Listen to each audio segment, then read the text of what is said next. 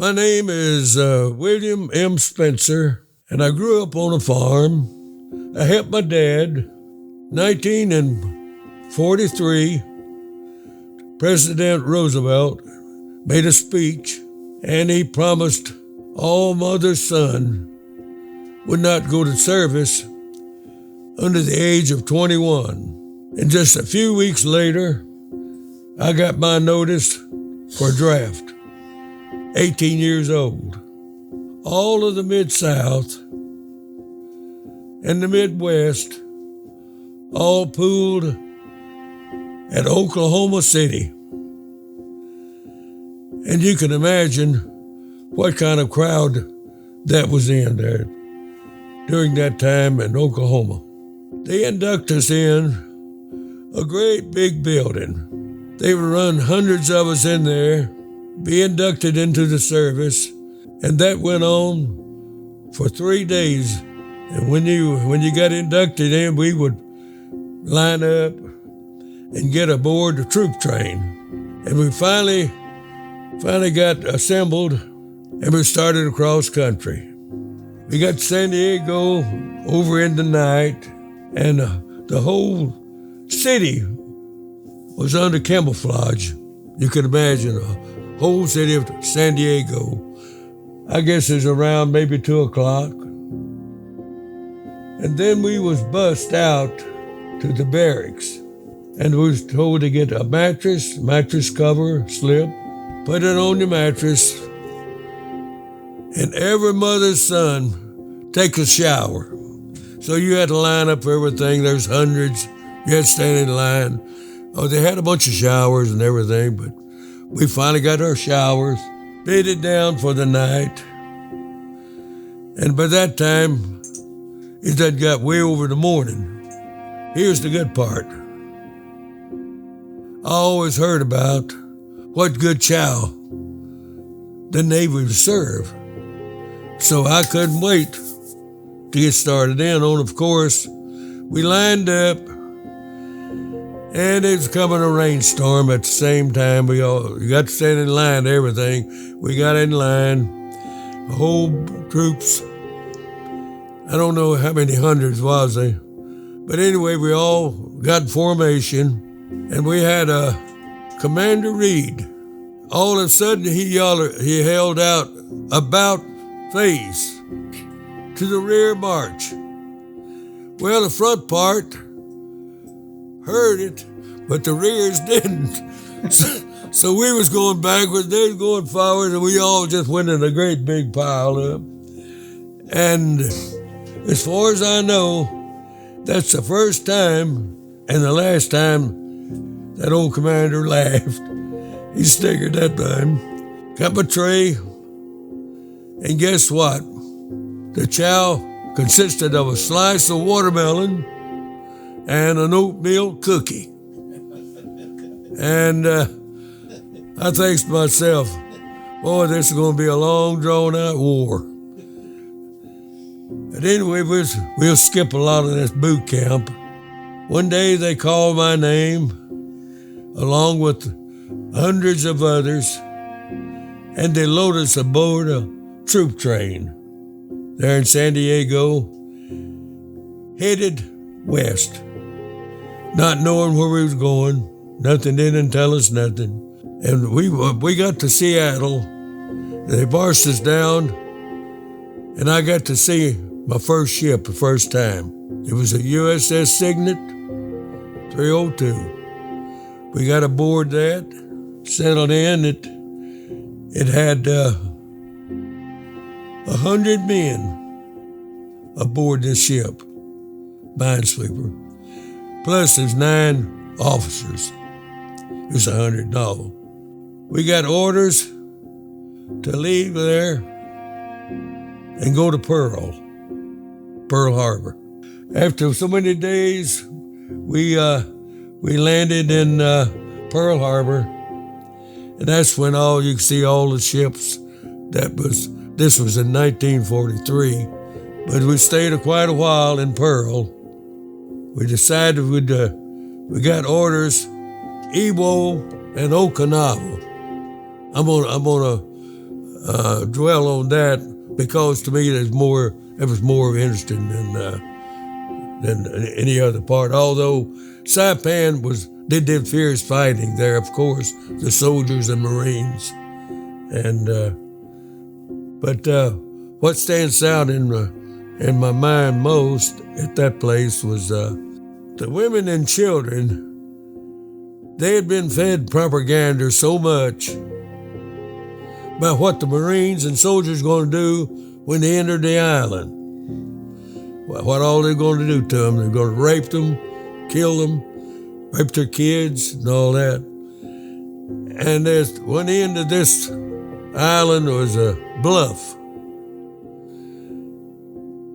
And these women and children, they would walk up this bluff, gangs of them, and take their kids in their hands and jump off to the boulders below. That much fear was in them. To Iwo Jima, when we left there, 3 days before you was told what your destination was. Our primary job was, when we got to Iwo, the Minesweepers, was to go in 3 days ahead of the fleet and clear out a landing for the soldiers and Marines. It was several attempts to land on this beach. And this island, Iwo Jima, it was 8 miles long, 4 miles wide. And at the end of that was Suribachi, of the volcano, inactive. But what we didn't know, that Japs had 22 years tunneling in this volcano, setting up housekeeping.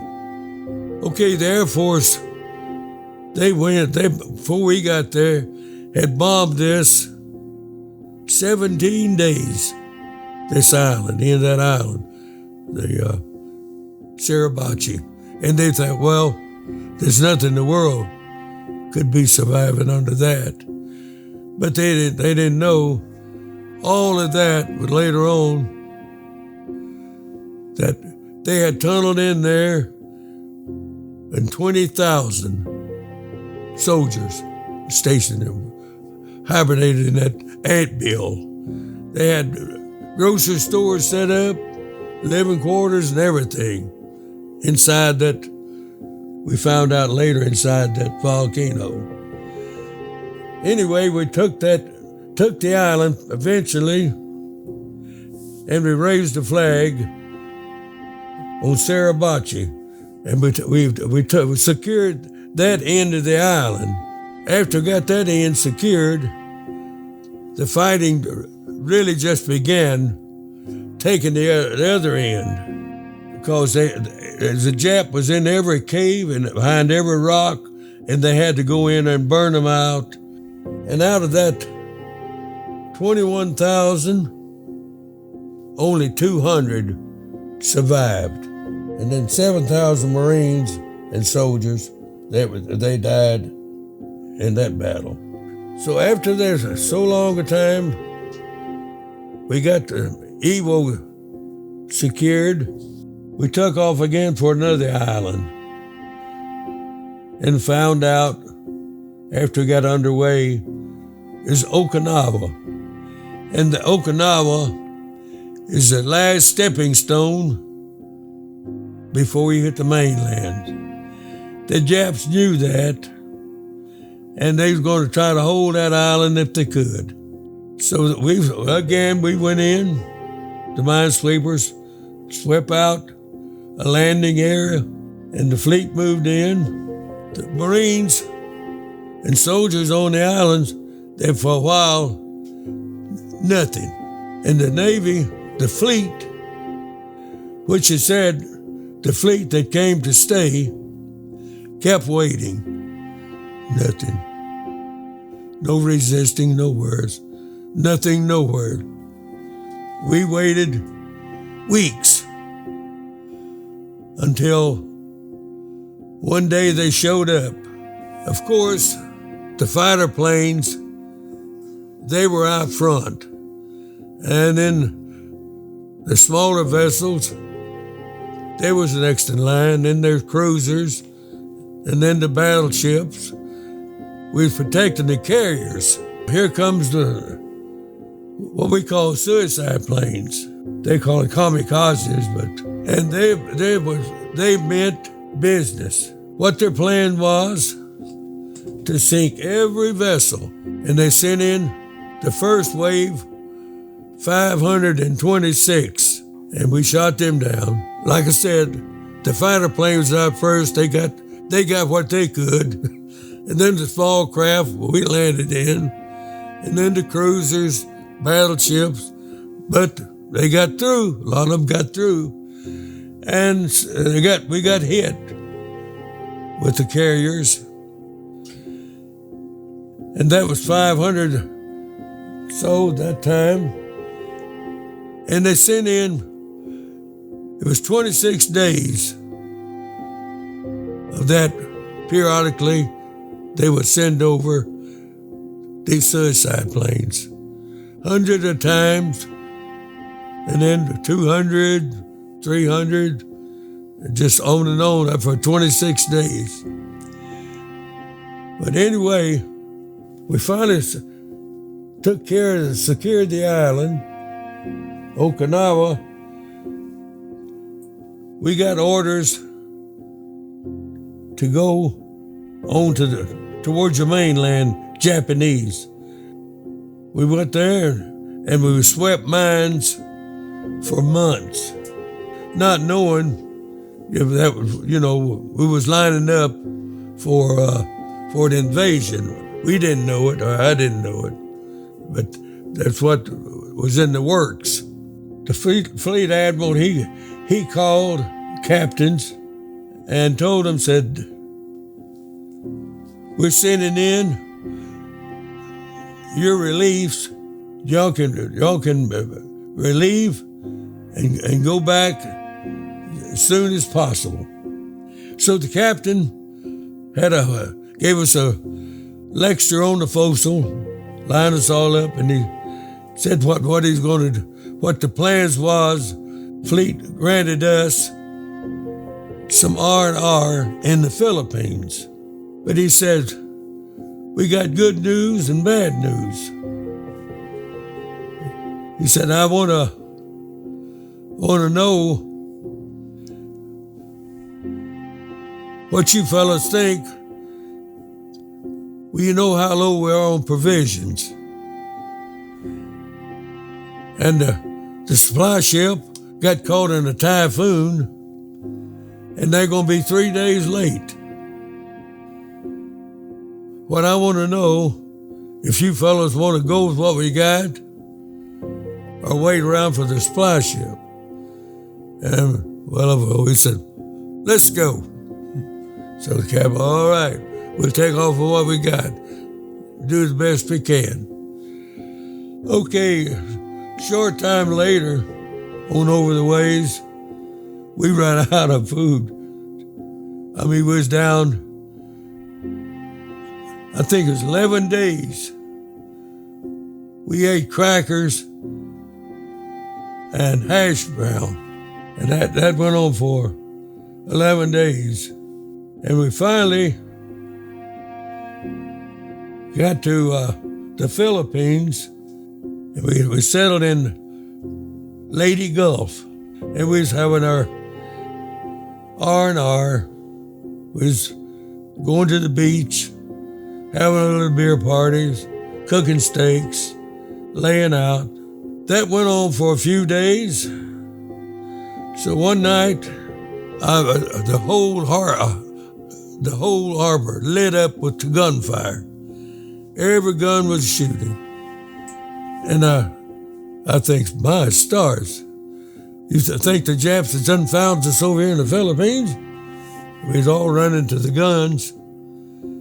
And come to find out, they had dropped the bombs, and the war was over. And they were celebrating. And so we was proud to hear all of that. So after a few days, we had orders to return to the States. And of course, we had to come back through Pearl and Frisco, and we ended up at Orange, Texas. And that's where the ship was decommissioned. Well, since I had no dependents, not too many dependents, I was in the last. They have to go by points. If you got a big family, you got to go first. So finally, after so long there in Orange, Texas, I got word, go to Millington for a discharge. Got a bus and came into Millington and got discharged there. That was in May of '46. When they gave you your ruptured duck, all I had my sea bag, and the instructor told us after they gave us our discharge, you're on your own now. You do what you want to do. Here I got to go to Cherry Valley, Arkansas, and I'm in Millington here. So he said, the good part about it is that there's benches out there, and if you fellow sailors want to go out there and wait, there'll be somebody most likely pick you up and carry you to Memphis. So I didn't hardly get sit down much till this guy, he whips in. Where you headed, sailor? Memphis. That's where I'm going. Get in. So he carried me to the bus station, got me a ticket, and out from Wynn to Cherry Valley. And then I got a friend of mine to run me out at the house. And I didn't tell Mom or Dad nothing that I was going discharged or no whereabouts or nothing. And I just come in on them in the night. And there was quite a shock, of course.